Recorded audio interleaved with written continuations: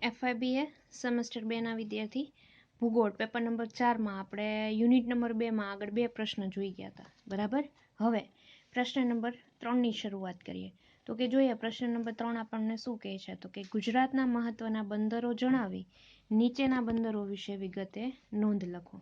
એમાં પહેલું કંડલા, બીજું ઓખા અને ત્રીજું વેરાવળ, બરાબર.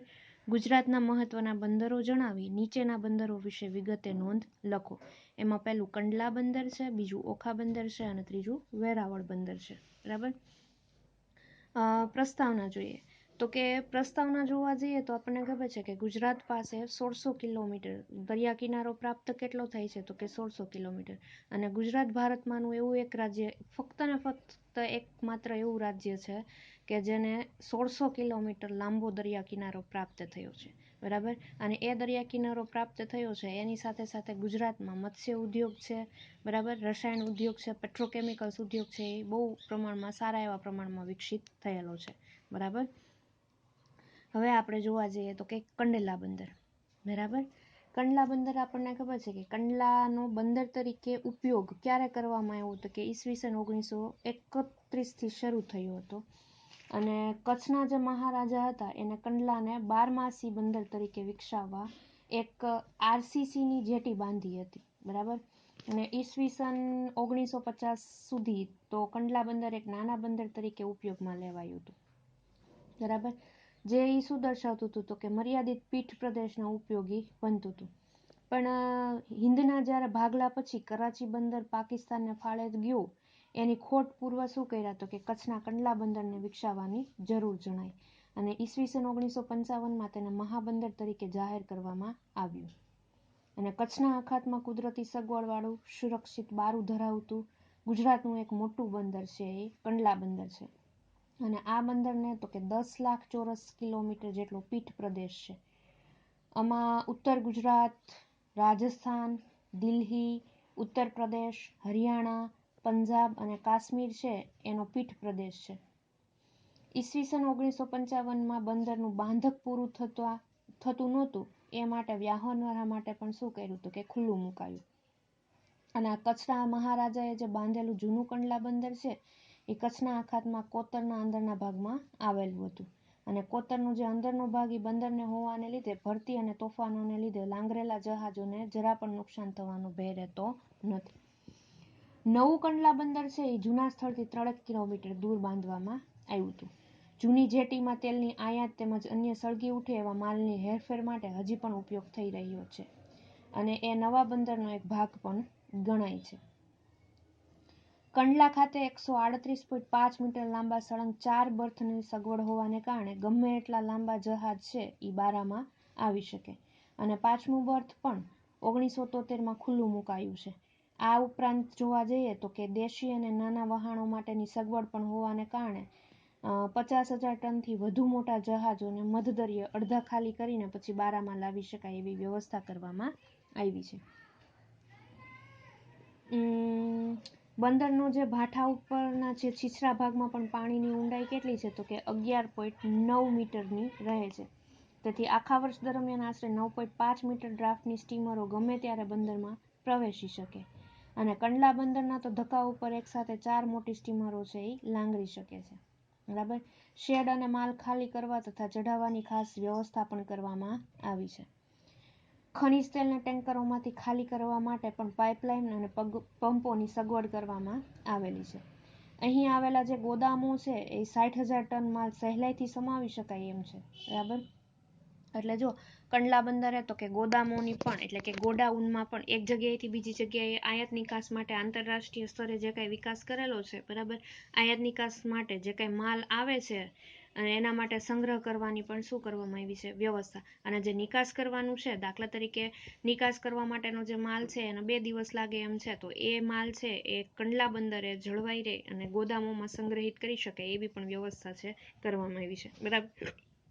અહીં આવેલા જે ગોદામો છે ત્યાં 60,000 ટન માલ સહેલાઈથી સમાવી શકાય એમ છે. અને આ ઉપરાંત ગોદામોની પાછળના ભાગમાં માલ રાખવા માટેના જે ખાલી પ્લોટ પણ પડ્યા છે. અને અહીં જહાજોનો માલ ઉતારવા અને ચડાવવા માટે કંડલાની દક્ષિણમાં 25 કિલોમીટર દૂર ટુના નામનું એક નાનું બંદર પણ આવેલું છે, બરાબર. અને આમ બંદર પરથી જહાજમાં માલ ચડાવવાની તથા ઉતારવાની સારી એવી સગવડ કરવામાં આવી છે. અને નવલખી કંડલાના મુસાફરોના ઉતરણ માટે 2 તરતી ક્રેન્કેટની જેટીઓ પણ છે. ત્યાં સાથે સાથે માલની સાથે સાથે શું તો કે માલની સાથે સાથે મુસાફરો પણ આવી જા કરી શકે છે. એના પછી જોવા જઈએ હજી કંડલા બંદરમાં તો કે કંડલા બંદરના વિકાસમાં કેટલીક પ્રાકૃતિક અનુકૂળતાઓ પણ રહેલી છે. કંડલા બંદરના તળિયે સુંવાળી ઝીણી રેતી હોવાને લીધે મોટા જહાજો લગભગ 2.4 મીટર સુધી રેતીમાં ખૂંપી જાય તો પણ જહાજને હાનિ પહોંચતી નથી. અનેથી અહીં સતત ડ્રેન્જિંગની ઓછી જરૂર રહે છે. અને કંડલાનો સરેરાશ વરસાદ કેટલો તો કે 30 થી 33 સેન્ટીમીટર જેટલો છે. અને હવામાન એકંદરે કેવું હોય તો કે સૂકું છે. તેથી બંદરે એકઠો થતો માલ બગડવાનો ભય રહેતો નથી. અને હવે તો કંડલા જૂન બ્રોડગેજ રેલવેને લીધે મુંબઈ સુધીનો સળંગ વ્યવહાર પણ ચાલુ થયો છે. કંડલા ઝોનથી 14 કિલોમીટર દૂર હવાઈ મથક પણ આવેલું છે. અને કંડલા બંદર પર રડાર તથા અન્ય આધુનિક સગવડો પણ પૂરી પાડવામાં આવી છે. કંડલા બંદર વિસ્તારને મુક્ત વ્યાપાર પ્રદેશથી 9 કિલોમીટર મુક્ત વ્યાપાર વિસ્તાર છે એ આવેલા છે. અને તે 283 હેક્ટરમાં પથરાયેલ છે. બરાબર. અને આમાંથી 130 હેક્ટર વિસ્તાર વિકસ્યો છે. અને આ વિસ્તારમાં ઔદ્યોગિક વસાહતો પણ આવેલી છે. એટલે આમ જોવા જઈએ તો કે કંડલા બંદરમાં ઘણા બધા ઉદ્યોગો છે એ સ્થપાયેલા છે. બરાબર. એના પછી જોવા જઈએ તો કે ઓખા બંદર. હવે ઓખા બંદર વિશે જોઈએ તો કે સૌરાષ્ટ્રનો જે દ્વીપકલ્પ છે એ છેક વાયવ્યથી છેડા પર આ બંદર આવેલું છે. બરાબર. અને આ બંદર બેટ શંખોધારને કારણે દરિયાઈ તોફાનથી અંશતઃ એટલે કે અડધું સુરક્ષિત બન્યું છે. કુદરતી રક્ષણના અભાવે દરિયામાં પૂસ્તો બાંધીને ચોમાસાના તોફાનથી તેને સુરક્ષિત છે એ બનાવવામાં આવ્યું છે. અને આ બંદર 12માસી બંદર છે. અને સ્ટીમરોને લીધે લાંગરવાની સવલત ધરાવે છે. ધક્કાથી 4 કિલોમીટર દૂર સ્ટીમરો લાંગરી શકે છે. તેની નજીકમાં મીઠાપુરમાં કોસ્ટિક સોડા છે એ બનાવવા માટેનું એક મોટું કારખાનાનું આવેલું છે. અને આ બંદરને સમૃદ્ધ પીઠ પ્રદેશ મળેલો છે. પછી આગળ જોવા જઈએ તો કે કચ્છના અખાત પર આવેલું આ બીજું અગત્યનું બંદર છે. તે સુએઝના જળમાર્ગ પર આવેલું હોવાથી એનું મહત્વ પણ કેવું છે તો કે વધેલું છે. અને અહીં ગોડાઉન છે તથા શેડની સગવડ પણ કરવામાં આવેલી છે. આ બંદરેથી બોક્સાઇટ, સિમેન્ટ, તેલીબિયા, રસાયણો, મીઠું વગેરેની નિકાસ થાય છે. જ્યારે મશીનરી, ખજૂર, લોખંડનો માલ સામાન વગેરેની આ બંદર દ્વારા આયાત થાય છે. મતલબ તો કે બીજા પ્રદેશોમાંથી અથવા તો બીજા રાષ્ટ્રોમાંથી શું તો કે મશીનરી છે, ખજૂર છે, લોખંડ એવો બધો માલ સામાનો છે આ બંદર દ્વારા આયાત કરવામાં આવે છે. અને આપણા ભારતમાંથી શું જાય છે તો કે ભારતમાંથી બોક્સાઇટ જાય છે, સિમેન્ટ, તેલીબિયા, રસાયણો અને મીઠાની બધાની નિકાસ કરવામાં આવે છે. ક્યાં તો કે ઓખા બંદરથી. મુંબઈ અને કોચીનથી આ બંદરે ખનિજ તેલની આયાત થાય છે. બરાબર. હજી વધારે આગળ જોવા જઈએ તો ઓખા અને બેટ દ્વારકા વચ્ચે જે ઉતારુ હોડીઓની સેવા પણ ચાલે છે. અને આ બંદરેથી દર વર્ષે આશરે 4 લાખથી પણ વધુ ઉતારાઓની હેરફેર થાય છે. બરાબર. ઓખા અને બેટ દ્વારકા વચ્ચે બહુ અંતર લાંબુ રહેલું નથી. એટલે ત્યાં ઉતારુઓ જે પર્યટકો છે બરાબર એ શું તો કે એની પણ હેરફેર થાય છે. દ્વારકા છે એ યાત્રાધામ છે આપણને ખબર છે. તેથી આ બંદરના મુસાફરોમાં યાત્રાળુઓની સંખ્યા કેવી રહે છે તો કે મોટા પ્રમાણમાં રહે છે. અને આ બંદર દ્વારા અનાજ અને ખનિજ તેલની આયાત થાય છે. જ્યારે સિમેન્ટ માટે શેની તો કે સિમેન્ટની નિકાસ પર્શિયન અખાતના બંદરો પર બોક્સાઇટ છે જાપાન અને હોલેન્ડ જાય છે.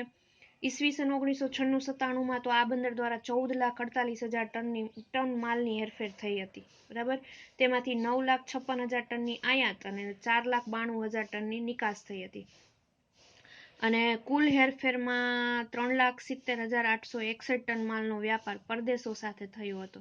અને એમાંથી 1,94,810 ટન આયાત અને 1,76,061 ટન માલની નિકાસ થઈ હતી. આમ જોવા જઈએ તો આ બંદર દ્વારા દેશના બીજા ભાગોમાંથી માલની આયાત અને નિકાસ પણ થાય છે. એ પણ કેવી તો કે સરળતાથી અને સુગમતાથી. બરાબર. એના પછી આપણે જોઈએ વેરાવળ બંદર. તો વેરાવળ બંદર છે એ કેવું તો કે વેરાવળ સૌરાષ્ટ્રના કિનારે અરબ સાગર પર આવેલું મોસમી બંદર છે. અને આ બંદર લાઇટરેજ પોર્ટ છે. આ બંદરનો વિકાસ છે મત્સ્ય બંદર તરીકે વધારે પ્રમાણમાં થાય છે. અહીંયા મત્સ્ય ઉદ્યોગ છે એ મોટા પ્રમાણમાં વિકસેલો છે. વેરાવળ બંદરે મોટા પ્રમાણમાં માછલા પકડવાની પ્રવૃત્તિ ચાલે છે. તેથી માછલાને બગડતા અટકાવવા માટે શીતગૃહોની તથા તેમની પર પ્રક્રિયા કરવાની આ બંદરે સગવડ છે. હવે આગળ જોયું એમ કે અહીંયા વેરાવળ બંદરમાં મત્સ્ય ઉદ્યોગ છે મોટા પ્રમાણમાં વિકાસ પામેલો છે. તો સ્વાભાવિક છે કે અહીંયા મત્સ્ય ઉદ્યોગ છે મોટા પ્રમાણમાં થાય, બરાબર. તો અહીંયા માછલા પકડવાની પ્રવૃત્તિ છે એનો 12 માસ કેવી તો કે ચાલતી જ રહી છે. અને માછલાને બગડતા અટકે, બરાબર, તો એના માટેના તો કે શીતગૃહોની પણ એની સગવડ કરવામાં આવેલી છે. ધક્કાથી 1 કિલોમીટર દૂર સ્ટીમરો લાંગરવાની એની પણ સગવડ છે. અને આ બંદર પર ઊંટડા, ધક્કા અને ગોદામની ઉત્તમ સગવડ હોવાથી આ બંદરેથી વિવિધ ચીજવસ્તુઓની નિકાસ કરવાની તક પણ રહેલી છે. અને આ બંદરનો વિકાસ મત્સ્ય બંદર તરીકે થયો હોવાથી માછલા પર આધારિત વિવિધ ઉદ્યોગો પણ અહીં વિકસેલા છે, બરાબર. મીઠું ચડાવેલા અને સૂકવેલા માછલા છે અને આ બંદરેથી નિકાસ થાય છે. અહીંથી થીજવેલા માછલાની નિકાસ US, જાપાન અને રશિયામાં પણ થાય છે.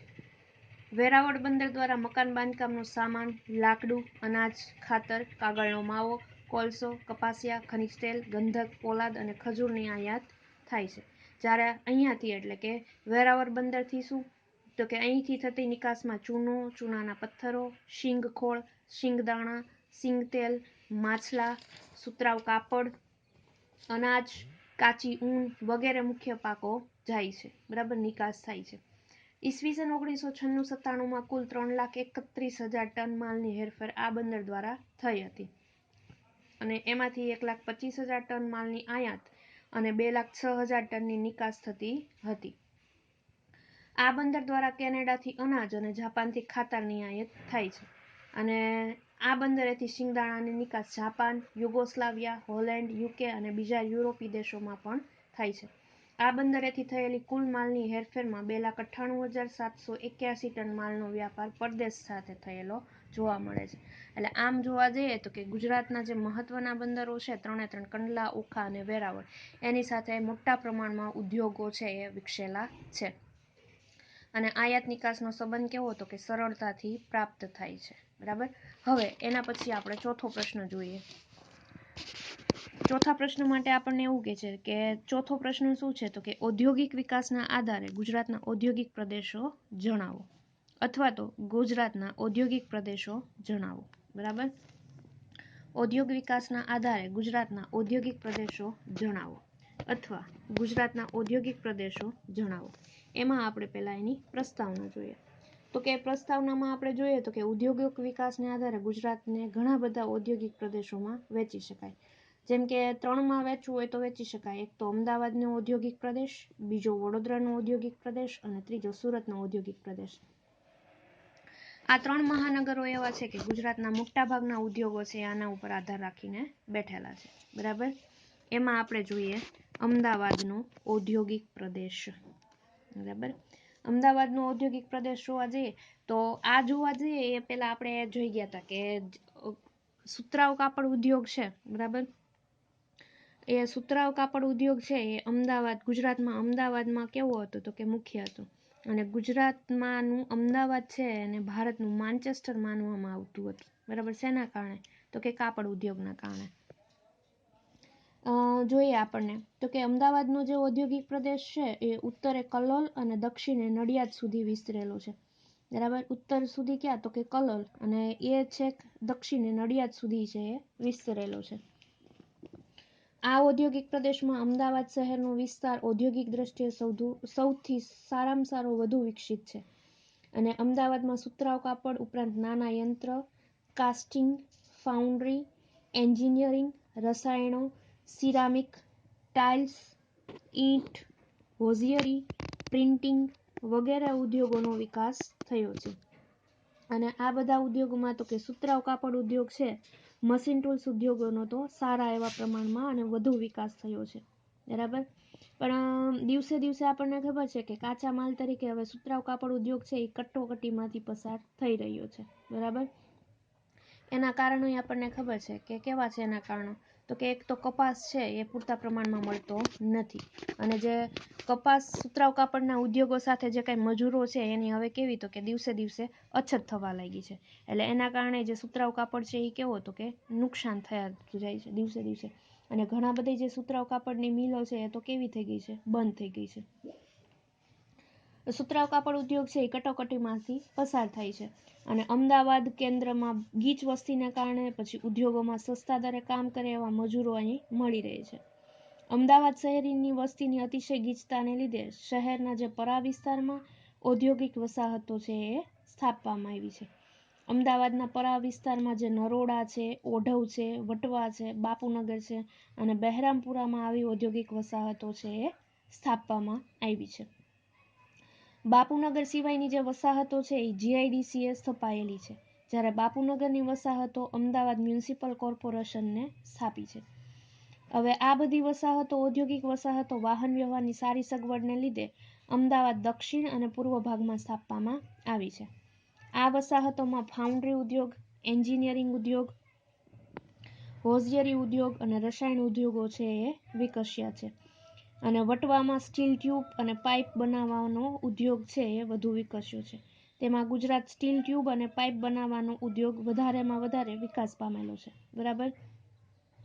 ગુજરાતમાં સ્ટીલ ટ્યુબનું મોટું કારખાનું આવેલું છે, જે મોટા પ્રમાણમાં સ્ટીલ પાઇપની નિકાસ છે એ પૂર્ણ કરે છે.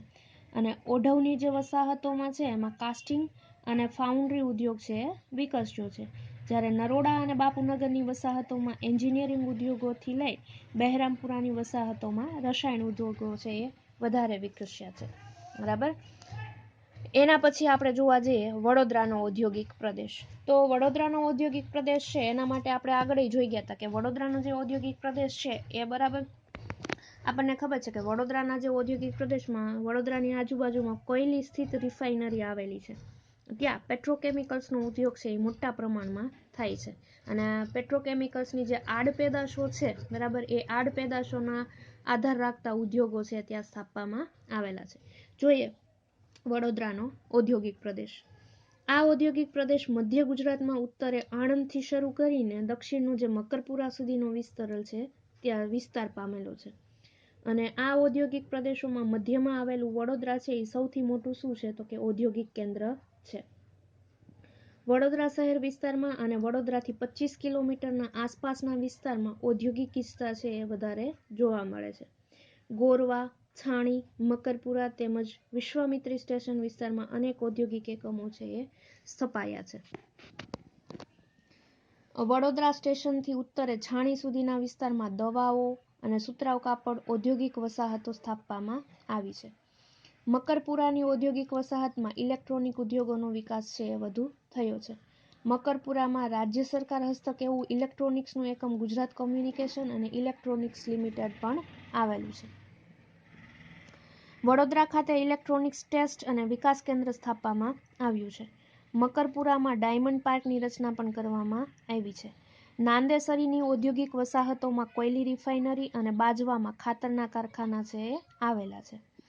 કોયલી રિફાઇનરીમાંથી મળતી આડપેદાશને આધારે ફિલામેન્ટ યાર્ડનું પણ ઉત્પાદન કરવામાં આવે છે અને એ ઉત્પાદન કરતો જે પેટ્રોફિસ પ્લાન્ટ, પોલિમર પ્લાન્ટ વગેરેના કારખાના પણ સ્થાપવામાં આવ્યા છે.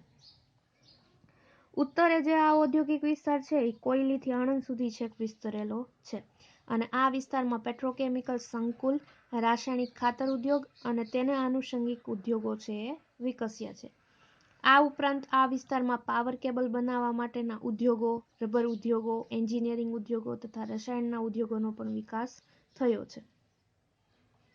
ગુજરાત ઔદ્યોગિક મૂડીરોકાણ નિગમ અને હીરો માઇકલ્સ લિમિટેડના સહયોગથી વડોદરા નજીક જે વાઘોડિયા આવ્યું છે ત્યાં ખાતે 20 કરોડના મૂડીરોકાણ સાથે ગુજરાત સાયકલ્સ લિમિટેડની પણ સ્થાપના કરવામાં આવી છે અને આ પ્લાન્ટ છે એ વાર્ષિક 12 લાખ સાયકલોના ઉત્પાદનની ક્ષમતા ધરાવે છે. સાયકલના નાના ભાગોનું ઉત્પાદન કરવા માટે સંખ્યાબંધ આનુષંગિક એકમોને ઉત્તેજન છે એ મળ્યું છે અને આ ઉપરાંત હાલોલમાં હિન્દુસ્તાન મોટર્સનું ઇસુઝુના સહયોગમાં હળવા વ્યાપારી વાહનો બનાવવા માટેનો પ્રોજેક્ટ છે એ સ્થાપવામાં આવેલો છે. અને હાલોલમાં ગુજરાત વડોદરાના ઔદ્યોગિક પ્રદેશમાં દવા અને ડાયસ્ટાફ ઉદ્યોગો, ઇલેક્ટ્રોનિક્સ ઉદ્યોગો, પેટ્રોકેમિકલ ઉદ્યોગો, ખાતર ઉદ્યોગો, એન્જિનિયરિંગ ઉદ્યોગો વગેરેનો વિકાસ થયેલો છે. એના પછી જોવા જઈએ ચોથું આપણે સુરતનો ઔદ્યોગિક પ્રદેશ. હવે સુરતનો ઔદ્યોગિક પ્રદેશ જોવા જઈએ તો કે આપણને ખબર છે સુરતમાં હીરા ઉદ્યોગ છે બરાબર, કાપડ ઉદ્યોગ છે એ સૌથી સારા એવા પ્રમાણમાં શેરડી ઉદ્યોગ છે, ખાંડ ઉદ્યોગ છે, ખાંડસરીના કારખાના છે, સૌથી વધારે ત્યાં વિકસિત છે. બરાબર. જોઈએ તો કે દક્ષિણ ગુજરાતનો જે ઔદ્યોગિક પ્રદેશ છે ઉત્તરે ભરૂચથી દક્ષિણે છેક વલસાડ સુધી છે એ વિસ્તરેલો ગણી શકાય. દરિયા કિનારાની સાંકડી પટ્ટીમાં આ ઔદ્યોગિક પ્રદેશ છે એ વિસ્તરેલો છે. તેમાં સુરત મધ્ય સ્થાને છે એ આવેલું છે. ભરૂચમાં કપાસ પીલવાની જીનિંગ ફેક્ટરીઓ ઉપરાંત ત્યાં સુતરાઉ કાપડની મિલો પણ છે. અને ગુજરાત સ્ટેટ ફર્ટિલાઇઝર કોર્પોરેશન દ્વારા ભરૂચ નજીક નર્મદાનગર ખાતે રાસાયણિક ખાતરનું કારખાનું છે એ સ્થાપવામાં આવેલું છે. આ ગુજરાત નર્મદા વેલી ફર્ટિલાઇઝર્સ કંપનીએ ગુજરાત સરકાર અને ગુજરાત સ્ટેટ ફર્ટિલાઇઝર કોર્પોરેશનનું સંયુક્ત સાહસ છે. અને આ કારખાનું છે રોજનું 1350 મેટ્રિક ટનની ઉત્પાદન ક્ષમતાવાળો સિંગલ સ્ટીમ યુરિયા પ્લાન્ટ ધરાવે છે, જે દેશમાં સૌથી વિશાળ છે. બરાબર. અને આ કારખાનું છે એ ભરૂચ જિલ્લાના ઔદ્યોગિક રીતે કેવું તો કે પછાત વિસ્તારમાં આવેલું છે અને ઈસવીસન 1981 થી ઉત્પાદન કરતું થયેલું છે. આ એકમમાં 1 લાખ ટન જેટલા મિથેલોનનું ઉત્પાદન થાય છે. Gujarat Narmada Valley Fertilizers company દ્વારા ગુજરાત નર્મદા ઓટો લિમિટેડની પણ ઈસવીસન 1936માં સ્થાપના કરવામાં આવી છે. નર્મદા સ્કૂટરનું ઉત્પાદન પણ કરે છે. Gujarat Narmada Valley Fertilizers Company દરરોજ 475 ton nitrophosphate, 475 ton calcium ammonium nitrate તથા 900 ટન સેન્દ્રિય નાઇટ્રિક એસિડનું ઉત્પાદન કરે છે. અને આ ઉપરાંત ગુજરાત નર્મદા વેલી જે ફર્ટિલાઇઝર્સ કંપની છે ઇલેક્ટ્રિક્સના ઉદ્યોગ ક્ષેત્ર પણ શું કર્યું છે તો કે આગળ છે. અને printed circuit board, hybrid circuits, connectors તથા colour TV, picture tubes, colour TV, glass, shells ટેનિફોલ, કમ્પોનેન્ટ્સ વગેરેનું ઉત્પાદન પણ કરે છે. ભરૂચ નજીક વાલિયા ખાતે પેટ્રોકેમિકલ્સ કોઓપરેટિવના નાયલોન યાર્નનું વ્યાપારી ધોરણે શું થાય છે તો કે ઉત્પાદન શરૂ થાય છે. અને આ પ્લાન્ટ નાયલોક અને સિન્થેટિક યાર્નનું ઉત્પાદન કરે છે. ભરૂચ નજીક નર્મદાનગર ખાતે સિમેન્ટ કંપની આવેલી છે, જે મોટા પ્રમાણમાં સિમેન્ટનું ઉત્પાદન કરે છે. બરાબર. આ થઈ ગયો આપણો ચોથો પ્રશ્ન. હવે આપણે પાંચમો પ્રશ્ન જોઈએ તો કે પાંચમો પ્રશ્ન આપણને શું કહે છે તો કે ગુજરાતના આર્થિક વિકાસના અધાતુમય ખનિજોનું મહત્વ સ્પષ્ટ કરો. આ પ્રશ્ન છે તમે આગળના સેમેસ્ટર એટલે કે સેમેસ્ટર 1માં પણ ભણી ગયા છે. ફરી પાછું આપણે અહીંયા રિવિઝન કરીશું કે ગુજરાતમાં આર્થિક વિકાસના અધાતુમય ખનિજોનું મહત્વ સ્પષ્ટ કરો અથવા તો ગુજરાતની અધાતુમય ખનિજો. બરાબર. જોઈએ આપણે પ્રસ્તાવના તો કે ગુજરાતમાં ધાતુમય ખનિજો કરતાં અધાતુમય ખનિજો વધારે પ્રમાણમાં મળી આવે છે, જેમ કે ચૂનાનો પથ્થર, અકીક, ચોક, ફાયર ક્લે, ચિનાઈ માટી, મીઠું વગેરે અધાતુમય ખનિજો એ વધારે પ્રમાણમાં મળે છે. જેમાંથી સૌથી વધારે મળતું હોય તો કે ફ્લોસ્પાર. બરાબર. ફ્લોસ્પાર છે જોઈએ તો કે આ ખનિજ ધાતુઓને શું માટે તો કે પીગાળવા માટે ખૂબ જ ઉપયોગી છે. હવે કોઈ પણ ધાતુ છે એ કાચી ધાતુ તરીકે આપણને ખાણમાંથી મળે તો ફ્લોસ્પારનો ઉપયોગ એને શું થાય તો કે એને પીગાળવા માટે, કોઈ પણ જે અશુદ્ધિ છે ધાતુમાંથી અશુદ્ધિ દૂર કરીને એમાંથી શું થાય તો કે અધાતુમય જે મળવામાં આવે ત્યાં ફ્લોસ્પારનો ઉપયોગ થાય. અને તેનો ઉપયોગ છે રાસાયણિક ઉદ્યોગોમાં, સિમેન્ટ ઉદ્યોગોમાં તેમજ ચિનાઈ માટીના વાસણો, પછી આઇલેન્ડ કાચ બનાવવા ફ્લોસ્પાર ખૂબ જ છે એ ઉપયોગી બને છે. બરાબર. ગુજરાતમાં વિશ્વનો સૌથી વધારે જથ્થો છે એ મળી આવ્યો છે અને એના ઉત્પાદનમાં પણ એશિયામાં પ્રથમ સ્થાન ધરાવે છે. ગુજરાતમાં આબુ ડુંગર, ડુંગરગામ અને નોવી ટેકરી વિસ્તારોમાં ફ્લોસ્પાર છે એ સૌથી વિશાળ પ્રમાણમાં મળી આવે છે. અને આબુ ડુંગર પાસે જે કડીપણી ખાતે ફ્લોસ્પાર છે એ શુદ્ધિકરણ માટેનું એક કારખાનું નાખવામાં આવ્યું અને એનું કુલ ઉત્પાદન આશરે 1,64,498 ટન જેટલું હતું. મતલબ ફ્લોસ્પાર છે એ ભારતમાં, એશિયામાં સૌથી વધારે પ્રમાણમાં પ્રાપ્ત થાય છે. એના પછી આપણે જોઈએ અકીક. બરાબર. તો અકીકમાંથી શૃંગાર અને નકશીકામની નમૂનેદાર વસ્તુ બને છે. ટૂંકમાં જે આભૂષણો બને છે, બરાબર, સૌંદર્ય પ્રસાધનો માટેના જે કંઈ આભૂષણો બને એ અકીકમાંથી બને છે. અને એ ક્યાંથી મળે છે તો કે ભરૂચ, કચ્છ અને ભાવનગર જિલ્લામાંથી મળી આવે છે. અને એના ઉત્પાદનની દ્રષ્ટિએ ગુજરાત છે એ પ્રથમ સ્થાન ધરાવે છે. એના પછી ચૂનાના પથ્થર. હવે ચૂનાના પથ્થરની દ્રષ્ટિએ ગુજરાત ખૂબ જ સમૃદ્ધ છે. ઊંચી કક્ષાના ચૂનાના પથ્થરો સૌરાષ્ટ્રના દક્ષિણ પશ્ચિમ કિનારાના પ્રદેશોમાં થઈ મોટા પ્રમાણમાં મળી આવે છે. ગુજરાતમાં ચૂનાના પથ્થરોનો અનામત જથ્થો 11,860 મિલિયન ટન જેટલો છે. અને ચૂનાના પથ્થરનો ઉપયોગ સિમેન્ટ ઉદ્યોગ તથા મકાન બાંધકામ તથા સોડા એશ બનાવવામાં થાય છે. ચૂનાના પથ્થરનો ઉપયોગ સિમેન્ટ બનાવવામાં જ મોટા ભાગે થાય છે અને મકાન બાંધકામ માટે જ મોટો થાય છે. એટલે એની માંગ કેવી હોય તો કે સૌથી વધારે. આપણું ગુજરાત એકલું છે એ ચૂનાનો પથ્થર પૂરો પાડે છે. એનું ઉત્પાદન આશરે 87,29,000 ટન જેટલું થયું હતું અને ચૂનાના પથ્થરોના ઉત્પાદનની દ્રષ્ટિએ ભારતમાં ગુજરાતનો પ્રથમ નંબર આવે છે. તેમજ સોડા એશનું ઉત્પાદન છે એ 86% જેટલું એકલું ગુજરાત કરે છે. બરાબર. આ બધા સોડા એશ છે મકાન બાંધકામ માટે અથવા તો સિમેન્ટ બનાવવા માટે ચૂનાનો પથ્થર છે કેવો તો કે મેઇન અને મહત્વનો છે. બરાબર. એના પછી જોઈએ ડોલોમાઇટ. ડોલોમાઇટ શું છે તો કે ગુજરાતમાં ડોલોમાઇટ મોટા જથ્થામાં વડોદરા જિલ્લાનું જે છોટા ઉદેપુર તાલુકો આવે છે એમાં આવેલું છે. ડોલોમાઇટના મુખ્ય ઉપયોગ ક્યાં ક્યાં થાય તો કે કાચ બનાવવા માટે, ટાઇલ્સ બનાવવા માટે, ખાતર બનાવવા માટે, પાણીના શુદ્ધિકરણ માટે થાય છે. અને લીલા રંગના જે ડોલોમેટિક આરસ ઇમારતો છે એ સુશોભન પથ્થર તરીકે પણ ઉપયોગ થાય છે અને એથી જ એની નિકાસ પણ થાય છે. એટલે ડોલોમાઇટના તમારે આમ જોવા જઈએ તો કે આપણને ખબર છે કે જે લીલા કલરનું ડોલોમાઇટ છે આરસ, બરાબર, જેને કોટાસ્ટન કહેવાય, એ શેમાંથી બને તો કે ડોલોમાઇટમાંથી બને. એના પછી છે છઠ્ઠું માટી. હવે ગુજરાતમાં ઔદ્યોગિક દ્રષ્ટિએ ઉપયોગી એવી વિવિધ માટી મળે છે જેમાં સૌથી અગત્યની ચિનાઈ માટી છે અને આ માટી સફેદ તથા ભૂરા રંગની હોય છે. અને આપણને ખબર છે ચિનાઈ માટી છે એ વાસણો બનાવવા માટે, અમુક પ્રકારના સુશોભિત વસ્તુઓ બનાવવા માટે અને ઘણી વખત તો કે કપ, ચા રકાબી એવું બધું બનાવવા માટે પણ વપરાય છે. મોટા ભાગે એનામાંથી રમકડા બને છે. બરાબર. અને અમુક પ્રકારની જે માટી છે, બરાબર, જે ચિનાઈ માટી કહેવાય, એનો તો કે પ્લાસ્ટર ઓફ પેરિસ, જ્યારે હાડકામાં ભાંગ તૂટ થઈ હોય એને રિપેર કરવા માટે જે પાટા બંધાવવામાં આવે ત્યાં પણ એ માટીનો ઉપયોગ કરવામાં આવે છે. એના પછી જોઈએ ચિરોડી. બરાબર. તો અધાતુમય ખનિજમાં ચિરોડી એ સૌથી અગત્યનું ખનિજ છે. બરાબર. અને એનો મુખ્ય ઉપયોગ છે એ પોર્ટલેન્ડ સિમેન્ટ, પછી રાસાયણિક ખાતરો બનાવવાના ઉદ્યોગમાં થયો છે. એ ઉપરાંત પ્લાસ્ટર ઓફ પેરિસ, સિરામિક, ટૂથપેસ્ટમાં ખાંડ, કાપડ, તેલ, જંતુનાશક દવાઓ અને જમીનની ક્ષારતા ઘટાડવા વગેરે માટે છે એ ચિરોડી વપરાય છે. અને આ ચિરોડી ક્યાં ક્યાં પ્રાપ્ત થાય છે તો કે ચિરોડી છે એ જામનગર અને કચ્છ જિલ્લામાંથી મળી આવે છે. ચિરોડીના ઉત્પાદન કેન્દ્રોમાં જામનગર જિલ્લાનું જે સત્તાપર છે એ સૌથી અગત્યનું છે અને ગુજરાતમાં તેનું ઉત્પાદન આશરે 5,230 ટન જેટલું છે. બરાબર. એટલે આમ જોવા જઈએ તો કે ચિરોડીમાંથી ઘણી બધી વસ્તુઓ બને છે. બરાબર. ચિરોડીમાંથી બનતી વસ્તુનું લિસ્ટ જોવા જઈએ તો plaster of Paris, ceramic, toothpaste, ખાંડ, કાપડ, તેલ, જંતુનાશક દવાઓ અને જમીનની ક્ષારતા ઘટાડવા માટે ચિરોડી છે એ વપરાય છે. બરાબર. અને છેલ્લું જોવા જઈએ તો કે ગ્રેફાઇટ. બરાબર. હવે ગ્રેફાઇટ જોવા જઈએ તો આપણને ખબર છે કે ગ્રેફાઇટ છે એક અગત્યની ઔદ્યોગિક ખનિજ છે અને ગ્રેફાઇટનો ઉપયોગ પેન્સિલ, થર્મોકોલ, સૂકી બેટરી, ડાયનેમો, ક્રુસિબિલ બનાવવામાં થાય છે.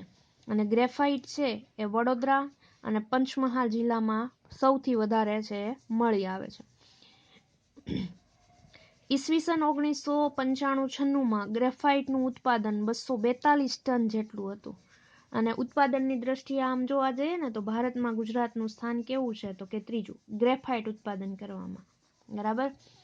આ ઉપરાંત અધાતુમય ખનિજોમાં વુલેસ્ટોનાઇટ, બેન્ટોનાઇટ, ફાયર ક્લે, લુગદી કરવાની માટી પણ મળી આવે છે અને એનો ઉદ્યોગમાં ખૂબ જ ઉપયોગ થાય છે. ગુજરાતમાં અધાતુમય ખનિજ છે એ વધારે મળતા હોવાથી તેની અગત્યતા પણ કેવી છે તો કે વધારે, અને એને લગતા ઉદ્યોગો દ્વારા આર્થિક વિકાસ છે પણ થઈ શક્યો છે. બરાબર. આમ જોવા જઈએ ને તો કે ફ્લોરસ્પાર છે, અકીક છે, ચૂનાનો પથ્થર છે, ડોલોમાઇટ છે, માટી છે, ચીરોડી છે અને ગ્રેફાઇટ છે, એ બધાના ઉદ્યોગ ધંધાઓ છે એ આપણા ગુજરાતમાં છે એ આવેલા છે. આ બધા એનું અધાતુમય ખનિજો છે એનું ક્યાંક ને ક્યાંક ઉત્પાદન કરવામાં એ સંબંધિત છે, બરાબર. દાખલા તરીકે ગ્રેફાઇટ છે, આપણે જોઈ ગયા કે ગ્રેફાઇટનો ઉપયોગ પેન્સિલ, થર્મોકોલ બનાવવા માટે, સૂકી બેટરી બનાવવા માટે, ડાયનામો બનાવવા માટે થાય છે, બરાબર. એ જ રીતે ચીરોડીનો ઉપયોગ આપણને ખબર છે કે પ્લાસ્ટર ઓફ પેરિસ, બરાબર, સિરામિક, ટૂથપેસ્ટ, ખાંડ બનાવવા માટે થાય છે. માટી તો કે ચાઇના માટીનો ઉપયોગ એ પ્લાસ્ટર ઓફ પેરિસ અને ઘણી બધી ઉદ્યોગ ક્ષેત્રે જોડાયેલી છે. એની જ રીતે ડોલોમાઇટ, બરાબર, એનો ઉપયોગ તો કે આપણે જોઈ ગયા કે કાચ, ટાઇલ્સ, ખાતર, પાણીના શુદ્ધિકરણ માટે થાય છે. પછી ચૂનાનો પથ્થર આપણને ખબર છે મકાન બાંધકામ, સોડા એશ બનાવવા માટે થાય છે, સિમેન્ટ ઉદ્યોગોમાં પણ થાય છે. એવી જ રીતે અકીક આપણને ખબર છે શૃંગાર અને નકશીકામની જે નમૂનેદાર વસ્તુઓ બને એના માટે વપરાય. અને ફ્લોરસ્પાર તો કે ફ્લોરસ્પાર છે એ ખનિજ ધાતુઓને પીગાળવા માટે મતલબી. એટલે આમ ને આમ જોવા જઈએ તો કે આ બધી અધાતુમય ખનિજો છે એ ગુજરાતના ઔદ્યોગિક ક્ષેત્રે છે એ જોડાયેલી છે, અને આ બધી ધાતુઓમાંથી આર્થિક વિકાસ છે એ મહત્વનો થાય છે, બરાબર.